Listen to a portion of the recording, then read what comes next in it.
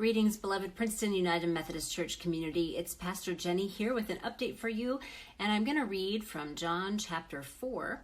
This is Jesus talking to the Samaritan woman at the well. The water that I will give will become in them a spring of water, gushing up to eternal life. This is the word of life. Thanks be to God. We are wrapping up this week our How Does Our Garden Grow series, and along with this, we've been talking about Teresa's image of watering a garden, and how it is a parallel, an image, a metaphor for our spiritual life, our prayer life, and how at the beginning it feels really hard, like dragging the water from a bucket by hand all the way from a far distance to our garden. And then it progressively gets easier. And, but again, not just because of technological improvements, although the image kind of implies that, but there is a way that in our relationship with God, the work kind of shifts from God, from us doing the heavy lifting to God. So we move from doing a lot of work to find the discipline, to find the pathways to connect with God, to receiving more and receiving more. And finally, the end is much more receiving. It's all receiving. It's all gift. We are all in this receptive place rather than the generating place. God is the generator. Now that's always true. God is always the generator. God doesn't reward us more at the end. It's more that for us to be in that place of receiving, there's some transformation that has to happen. There's some work that we have to do. There's something that has to change in us to be the kind of receivers, the beloved, that is able to fully receive, to sit back and know that all the work that we have done and that we have done with God enables us to just abide, to be present with God. And the work becomes that of receiving and responding back as well, but receiving. This receptivity is happening within us. I love this image of the spring, because that's Teresa's last image too, is this spring bubbling up, or the rain falling down. We can kind of go either direction. And there's something so magical in a way. That's a tricky word when we use it with faith, but there's something so mysterious about rain and about a spring coming up. I think there's, in many cultures in our world, these things are some of the most precious things, right? Where water comes from, the source of that water is something we often take for granted in a place where we had a dry summer, but we've had a few rainy days here, and we sometimes we're oversaturated with rain. We have water that comes out of a tap at our will. It's clean, it's healthy for us, it's good. And so it's easy to forget that in some places these images continue to be so profoundly have so many layers, have so much depth, have so much held within them.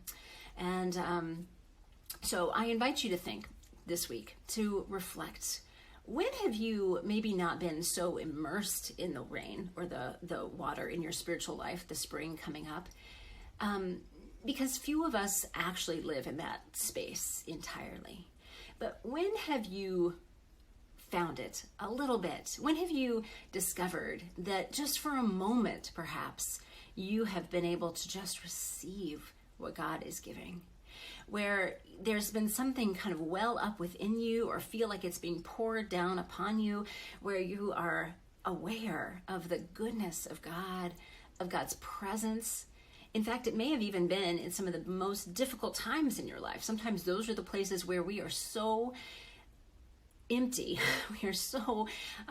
We have tapped out our own resources in such a way that we finally are able to receive. When has this happened for you? Maybe it's also been in a moment of joy where you are aware for a moment that you didn't do anything to make this moment of joy happen. This is a pure gift, something that you are receiving, something that is you are just a benefactor of, and you might even kind of go, how did I get so lucky, or what did I do to deserve this joy? So it can come in all sorts of places, often fleeting, but you might also reflect on who you see in this world. Again, it could be people you actually know, but it could be people that you see from afar who you have a sense dwell more in this space of being watered, being fed, being nurtured by a spring of water gushing up to eternal life, or this rain coming down that is nourishing in a dry and parched land. Maybe these people even seem like the source of this. It's God that's the source of this, but they can give that to us, that they can also be a conduit of this for us. When have you responded to these moments? How have you responded to these moments? How would you imagine a beautiful response would be? So this is what we're continuing to talk about as we wrap up our series, How Does Our Garden Grow? And I hope that as we think about this, you're thinking about it for yourself as an individual person, but also as part of a community, as part of the Princeton UMC community, trusting that God is doing something through us. God is seeking to help us discover this well, this spring of everlasting life that is bubbling up through us, and that we too can be together a conduit for others in this world. Well, friends, there are a few things that I do want to make sure you are aware of. One is that we had our church conference this past Friday. There were over 35 people from Princeton UMC, and there were a good number from Kingston UMC there as well. And while it was just the Princeton folks who voted for our change in governance structure, that did pass. And so come January, we'll be changing the way our governance is structured, our organizational structure for leadership. And so we will be including today in this email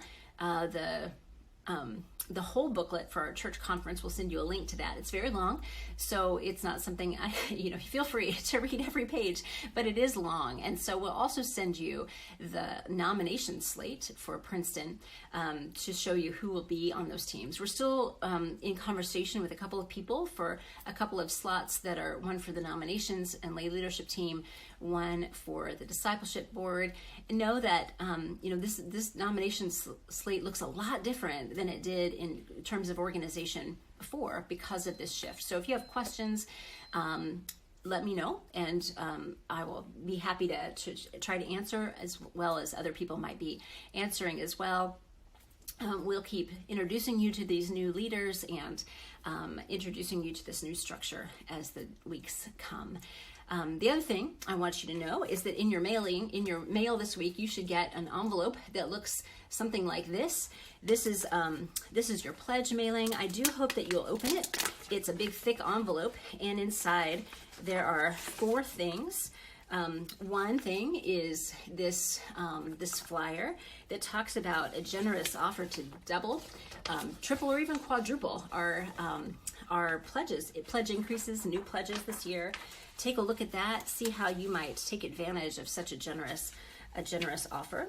You'll also find in here our October newsletter. It's our narrative budget. This is a way that we have sought to tell you what happens when you partner with Princeton UMC financially. This is where your money goes and how it works and how it feeds people and how it tends our garden. And then there's a letter that is here for you that gives you an invitation to pledging. And then last of all, a pledge card. There is this coming Sunday is Pledge Sunday, and that means this is the day we would love for people to come and bring their pledge cards, either physically to church.